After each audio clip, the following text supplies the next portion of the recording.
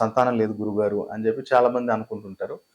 అయితే నేను ఒక జనరల్ రెమెడీ చెప్తున్నాను. బట్ ఈ ఇన్ కేస్ మనం డెప్త్ అనలైజ్ చేయాలి అంటే ఖచ్చితంగా ఏంటంటే భార్యాభర్తలు ఇద్దరిది ఒకసారి హారోస్కోప్ మనం చూసుకున్నట్టయితే ఎక్కడ లోపం ఉంది అనేది తెలుసుకోవాలి. ఎందుకంటే ఇప్పుడు చూడండి, ఆడపిల్ల జాతకంలో ఎంతసేపు ఉన్నా సరే గాని శుక్రుడు, గురువు బావుంటేనే, ఒకవేళ గురువు బావుంటే ఏమవుతదంటే ఎగ్స్ ఫార్మ్ అయినవి మనకు స్టెబుల్‌గుంటాయి.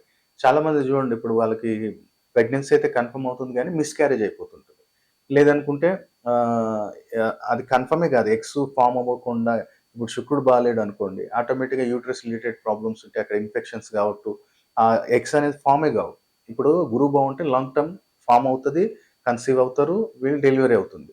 కానీ శుక్రుడే బాలేనప్పుడు అది రిసీవ్ చేసుకోలేదు. అసలు ఎగ్సే మనకు రిసీవ్ చేసుకోలేదు. ఆ స్పెర్మ్ అనేది రిసీవ్ చేసుకోలేదు.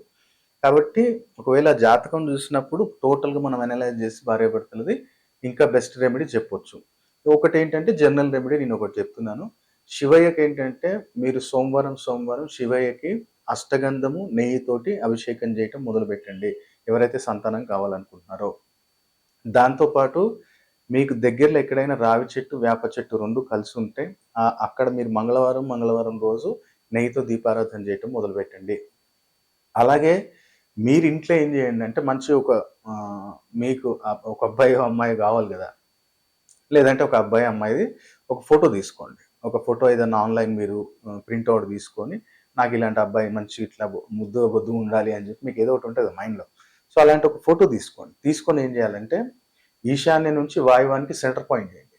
ఈశాన్యం నుంచి వాయువ్యానికి సెంటర్ పాయింట్ చేసి, ఆ సెంటర్‌లో మనకి యెల్లో కలర్ బార్డర్ ఫ్రేమ్ గాకుండా ఏదైనా బ్రౌన్ కలర్ గాని, లేదంటే వేరే ఎనీ కలర్ క్రీమ్ కలర్ గావచ్చు. ఆ బార్డర్ ఏదైతే వస్తదో కదా! ఆ బార్డర్ అనేది యెల్లో గాని, రెడ్ గాని, బ్లాక్ గాని కాకుండా వేరేది ఏదైనా కలర్స్‌లలో అది ఫ్రేమ్ కట్టించి అదక్కడ పెట్టండి. అక్కడ పెట్టండి. దాన్ని నిత్యం గూడా మనం చూస్తుండాలె.